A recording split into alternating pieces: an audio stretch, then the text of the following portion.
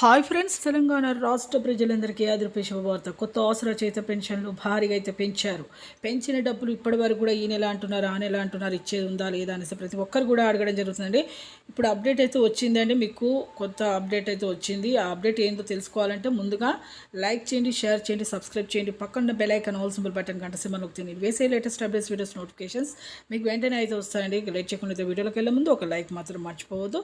పాత వారికైనా కొత్త వారికైనా వృద్ధులకి వితంతులకి ఒంటరి మహిళలకు 4,000, వికలాంగులకు 6,000, హెచ్ఐబిడి చేనేత మగ్గం కార్మికులకు 4,000 అండి. అలాగే డయాలసిస్ వారికి కూడా 4,000. ఈకేవైసీ ఎంపీసీ లింక్ అయితే చేసుకోవాలి. Phone number Aadhaar card link చేసుకోండి.